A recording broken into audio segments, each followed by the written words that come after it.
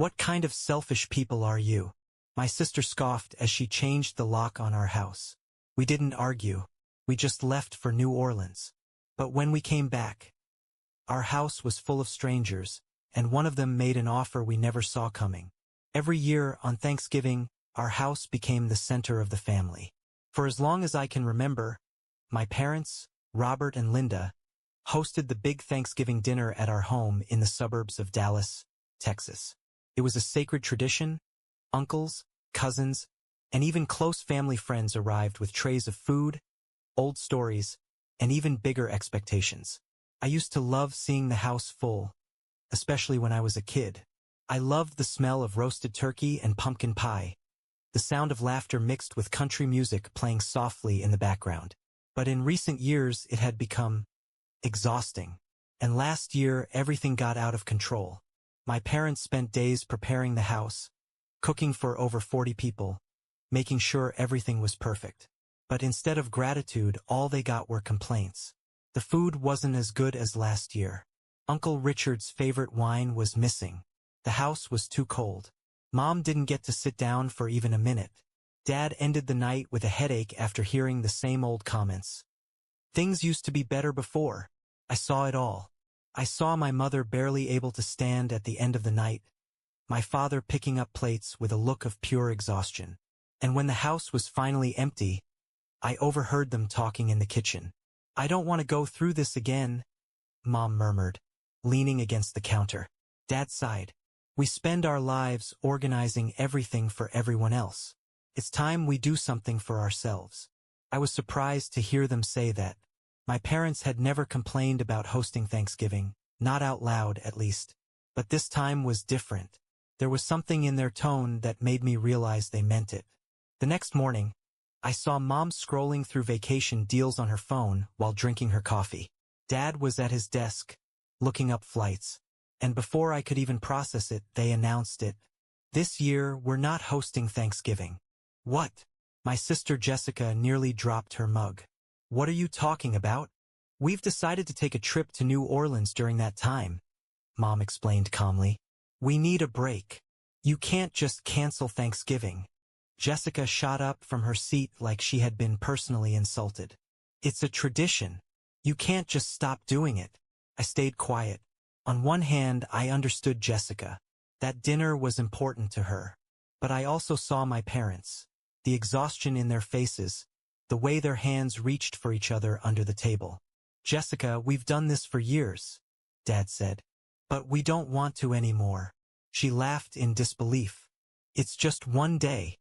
You can't be this selfish." "It's not just one day," Mom cut in. "It's weeks of preparation, days of exhaustion, and then days of cleaning up. We don't want to do it anymore." Jessica looked at me and our older brother, expecting support. My brother just shrugged. "If they don't want to do it, then don't do it," he said, uninterested. But Jessica wasn't giving up. "This isn't right," she insisted. "The family is counting on you. The family can make plans without us," Mom said firmly. The silence at the table became heavy. I shifted uncomfortably in my seat, feeling the tension grow. Jessica wasn't the only one who was upset. Aunt Margaret wrote in the family group chat that it was such a shame to see how family values are disappearing with this generation. Cousin Daniel said, "No one makes food like Aunt Linda. Leaving us without Thanksgiving dinner is just unfair." But not everyone was against my parents' decision. "I think it's great," said Uncle Edward. "It's about time you took a break." "Exactly," added Cousin Natalie. "If someone wants to host, they should volunteer." I glanced at my parents. Mom sat up straight, but I could see her fingers nervously playing with the edge of her cup. Dad, on the other hand, looked determined, though I knew deep down, the family's words weighed on him. "Do whatever you want," Jessica finally said, crossing her arms. "But let's see what everyone thinks when the day comes." Her words sent a chill down my spine. I knew she wouldn't let this go, and my parents knew it too. The days passed in deceptive silence.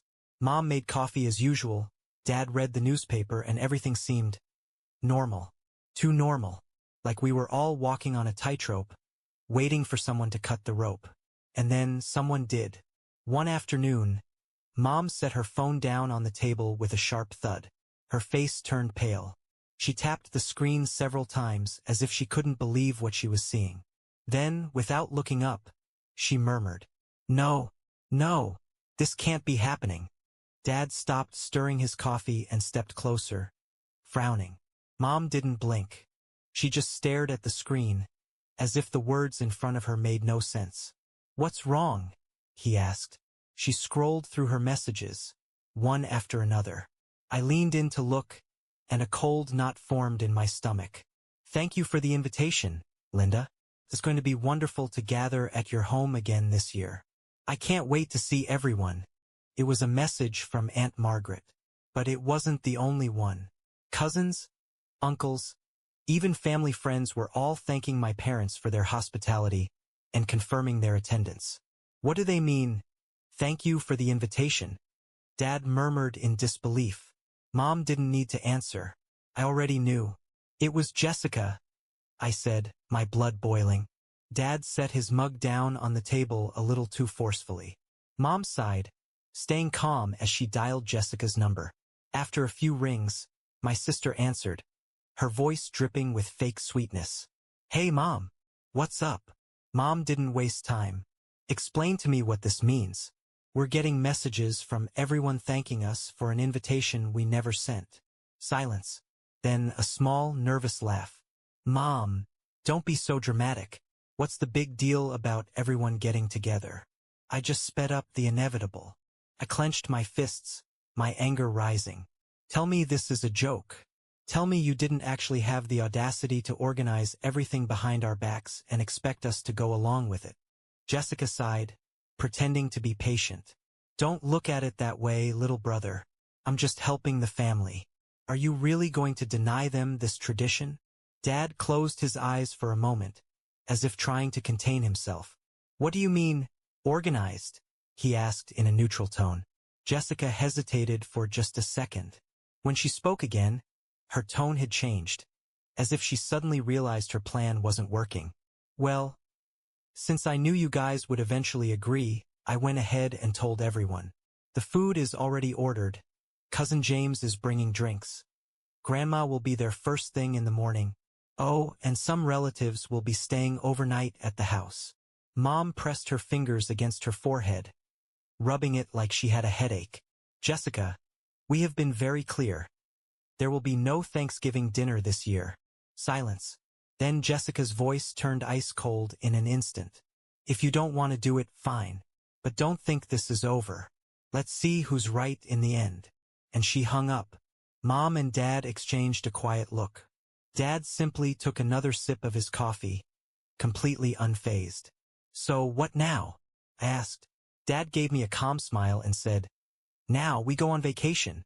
Without another word, Mom opened the family group chat and typed a clear message. "Dear family, we're sorry for the confusion, but we are not hosting Thanksgiving this year. We're taking a few days off for ourselves.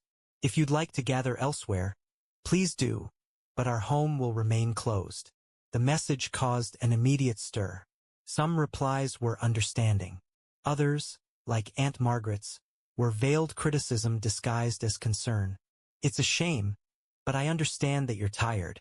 Still, it will feel strange without you." It didn't matter. My parents had made their decision. The trip was booked. The bags were packed. In just 2 days, my parents would finally board that plane and escape the family madness. But I couldn't shake the feeling that something was wrong. Jessica was too quiet. She didn't argue anymore. She didn't send any more passive-aggressive messages in the group chat. She didn't try calling Mom to guilt-trip her. Nothing. And that worried me, because if there was one thing I knew about my sister, it was that she never gave up. The day before the trip, while Mom went over her to-do list one last time, Dad zipped up the last suitcase with a satisfied smile. "By this time tomorrow, we'll be sipping cocktails in New Orleans, without a single worry. Only if we make it to the airport without any issues," Mom replied, not even looking up from her notebook. I wanted to share her optimism, but deep down, something in me screamed that this wasn't over. And, of course, I was right. That afternoon, As Mom and Dad sat at their hotel in New Orleans, enjoying their first glass of wine on a balcony overlooking the lively streets, Dad's phone buzzed on the table. Who could that be? Mom asked with a relaxed smile. Dad picked it up and frowned at the name on the screen. It was Mr. Johnson, the neighbor from next door. What does that old gossip want now? He muttered, swiping to answer. Robert, I don't want to meddle in your business, but are you hosting a party at your house? Dad raised an eyebrow. What? No, Johnson, I already told you. We're not home this year. Well, someone is, the neighbor said gravely. I saw your daughter this morning with a locksmith. She changed the locks on your house. Mom, who had been savoring her drink, nearly choked. Dad shot up from his chair. Excuse me? Yeah. And after that, she showed up with some friends carrying bags and boxes. I didn't want to alarm you, but it seemed strange. Dad wasn't even listening anymore. His fingers flew over the screen as he dialed Jessica's number. She picked up on the second ring. Dad, what a surprise. Shouldn't you be enjoying New Orleans? Tell me you didn't do what I think you did, he said, his jaw clenched. From where I sat, I could hear her voice, calm, almost amused. Don't overreact, Dad. I'm just making sure everything goes smoothly tomorrow. Goes smoothly? You changed the locks on my house. Our house, she corrected. The family home. Mom turned to me, eyes wide with shock. I was frozen. Dad ran a hand over his face. Jessica, listen to me carefully. You are not throwing any party in that house. We are not in Texas, and no one has permission to be there. Dad, everything is already planned. The food, the decorations. You can't just throw the family out. Jessica, this is our home, and you do not get to decide what happens here. Your home, but a tradition for all, she said, her voice growing colder. Do you really want to be the selfish ones in the family? Dad was seconds away from exploding. Jessica, cancel everything or I promise you, you'll regret it. She let out a light laugh. Sorry, Dad, but it's too late to cancel. See you tomorrow. And she hung up. Dad set the phone down on the table, staring at the screen as if he could burn a hole through it. Mom exhaled slowly and took another sip of her wine, but her hands were trembling. Tell me this is a joke, she whispered. It's not, Dad muttered. I leaned over the table, trying to process what had just happened. Jessica hadn't just disobeyed them. She had literally taken over the house.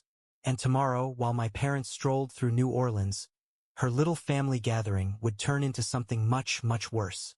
This wasn't just manipulation. It was war. After the call with Jessica, silence fell over the hotel balcony. Mom and Dad just stared at each other, still trying to process what they had just heard. Dad rested his elbows on the table and took a deep breath. There's nothing we can do right now, he said quietly. Mom nodded, staring blankly at her wine glass.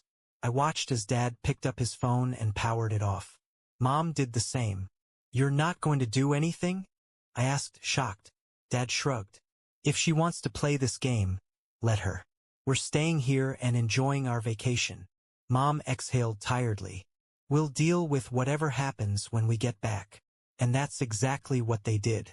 They chose not to respond to any messages, ignored every attempt to contact them, and focused on enjoying New Orleans. But the peace didn't last long. On their third night, Dad's phone started vibrating nonstop. Mr. Johnson was calling again. Robert, what the hell is going on at your house? Dad frowned. What do you mean? It's a madhouse. Loud music, lights on all night, cars parked all over the street. It looks more like a nightclub than a home. My stomach dropped. Dad shot up from his chair. No, this can't be happening. Mom grabbed her phone and opened social media. Her face went pale. Oh my God! On her screen was a video of a party in our house. Strangers were dancing in the living room. The kitchen was packed with bottles of alcohol. And the worst part? In one of the Instagram stories, someone had written, "Amazing house. Huge thanks to our host, Jessica, for making this happen. If you need a room, DM her." Dad clenched his jaw. Jessica hadn't just thrown a family dinner without permission. She had rented out our house to complete strangers. Mom, trembling, dialed Jessica's number. She answered with her usual smug tone. "Mom, what's wrong? Tell me you didn't turn our house into a damn hotel." Jessica laughed. "Oh, don't be so dramatic, Mom. I'm just making use of the space. Besides, what does it matter to you? You're in New Orleans, aren't you? Enjoy yourselves." Mom nearly dropped the phone. Dad, his face red with fury, grabbed his own phone. "We're coming home tomorrow, and when we get there, that house better be empty." But Jessica just chuckled. "Oh, Dad. So predictable." And she hung up. The silence that followed was suffocating. Mom buried her face in her hands. I turned to Dad. "What are we going to do?" Dad poured himself another glass of wine and spoke in a low, firm voice. "First, we sleep. Tomorrow, we'll see who gets the last laugh." But I had a sinking feeling that getting our house back wasn't going to be that easy. The flight back to Dallas was eerily silent. No one felt like talking. They landed early in the morning and, without wasting a second, headed straight home. But when they got there, they found the worst possible scenario. Cars lined the entire street, some even blocking the driveway. Loud music blasted from inside, and laughter spilled out onto the sidewalk. Dad turned off the engine and just stared at the scene, his face a mask of absolute disbelief. "This can't be happening," Mom whispered, clutching her chest. I felt a knot tighten in my stomach. Dad tried unlocking the front door, but the key wouldn't turn. "She changed the damn locks again," he growled. Mom, her hands trembling, dialed Jessica's number. After a few rings, she answered, her voice as casual as ever. "Mom, shouldn't you still be enjoying New Orleans?" Jessica, open the door. "Right now." "I can't do that." "What do you mean you can't? This is our house." "It's the family house, Mom. And the family is already arriving." Mom let the phone drop onto her lap, her lips trembling with rage. Dad slammed his fist against the steering wheel. "She stole our house." I stepped up to one of the windows and pulled the curtain aside just a bit. What I saw made my blood boil. The living room was packed. And not just with aunts, uncles, and grandparents who had come for Thanksgiving before, but with strangers, college kids, Jessica's friends, people I had never seen in my life. A group was in the kitchen, pulling bottles of wine from Dad's collection. Others lounged on the couch, their feet up on the coffee table like they owned the place. And in the center of it all, Jessica, standing there with a glass in her hand, laughing like she was the queen of her own kingdom. Dad clenched his jaw. "I'm calling the police." Mom immediately grabbed his arm. "We can't call the police. She's our daughter." "She's our daughter, but she broke into our house and turned it into a cheap nightclub," Dad growled, his eyes burning with fury. "If we let this slide, she'll never learn." Mom was breathing heavily, her eyes welling with tears. I understood her hesitation. Calling the cops on Jessica would cross a line we could never come back from. "Give me 5 minutes," I said suddenly. Dad looked at me, confused. "For what?" "I'm going in." "Absolutely not." "Dad, listen to me. If we call the cops, the whole family will turn against us. But if I can get Jessica to open the door from the inside, we can stop this without a scandal." Dad clenched his jaw. He didn't want to agree, but he knew I was right. Mom grabbed my arm. "Be careful." I nodded and made my way around the house. I knew this house better than anyone. I also knew that the garage window didn't always lock properly. I was right. I slid through the small opening, landing softly on the floor. I stayed still for a few seconds, listening. No one had seen me. I crept down the hallway toward the living room, my heart pounding. And then I saw her. Jessica stood just a few feet away, laughing with her friends, completely unaware of what was coming. I took a deep breath and stepped forward. "Jessica!" My voice rang out like a gunshot. Everyone turned to look at me. The music kept playing, but the entire atmosphere shifted. Jessica's smile froze. "What the hell are you doing here? This is my house. Are you really surprised to see me?" Jessica crossed her arms. but I saw her jaw clench. Don't be so dramatic, little brother. The family is happy, we're having a great time. Why do you have to ruin it? I took a step closer. What about Mom and Dad? Their decision? The fact that this is their house. She scoffed. Oh, please, do you expect me to cry over them? If they don't want to be here, fine. But that doesn't mean the rest of us have to cancel everything. I took a deep breath. Jessica, this has gone way too far. Open the door. She smirked mockingly. No. The anger burned in my throat. Do you know what Dad is doing right now?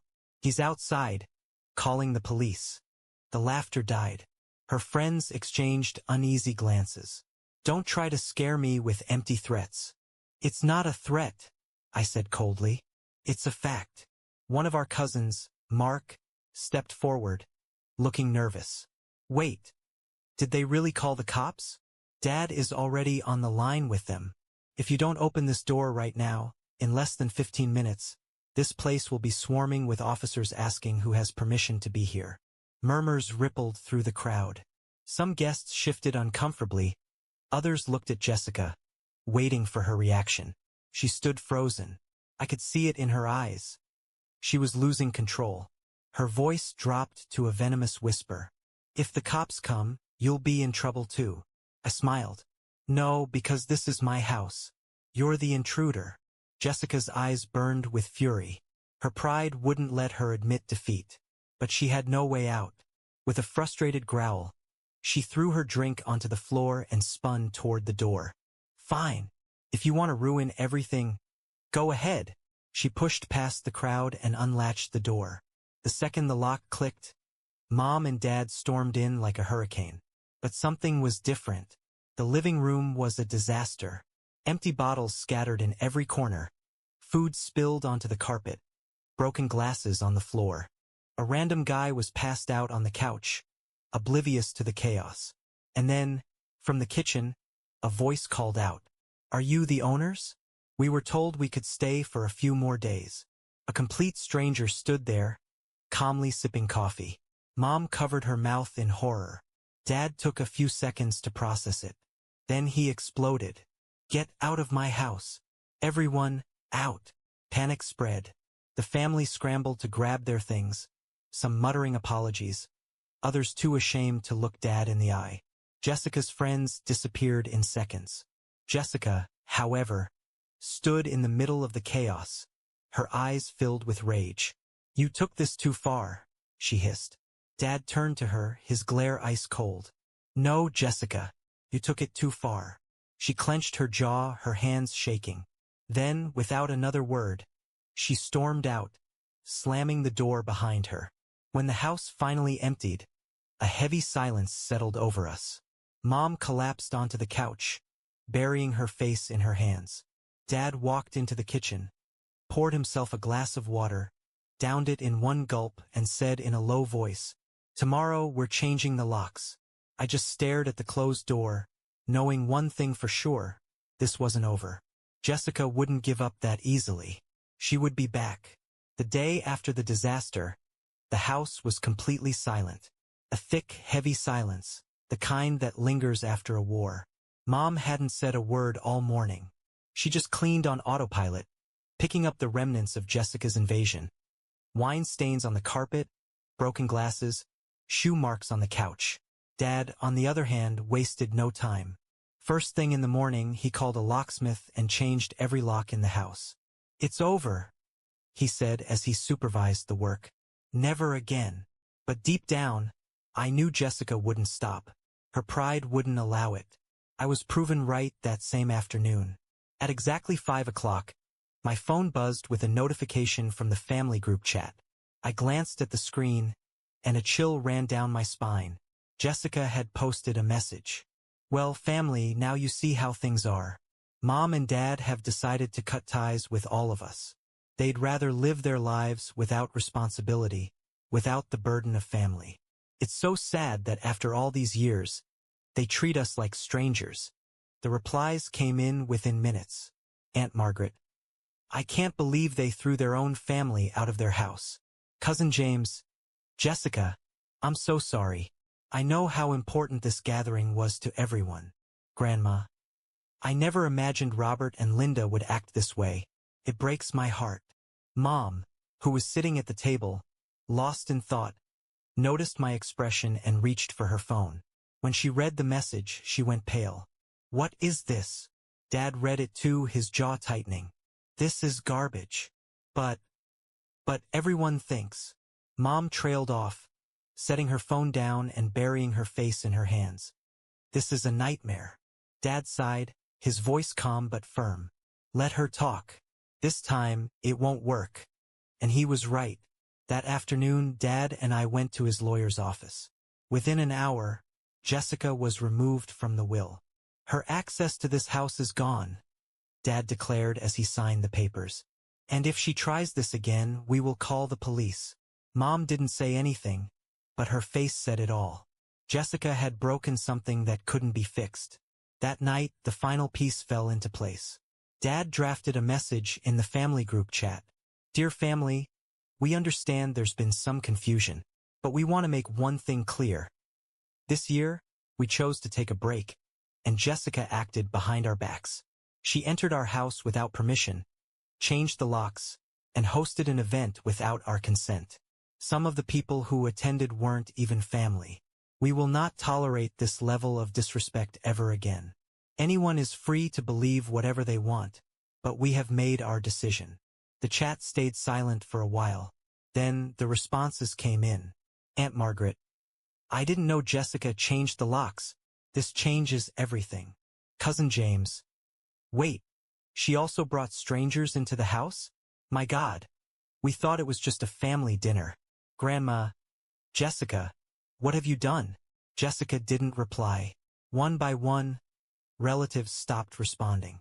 Some even left the group chat entirely. Her plan had backfired spectacularly. Jessica had become the villain of her own story.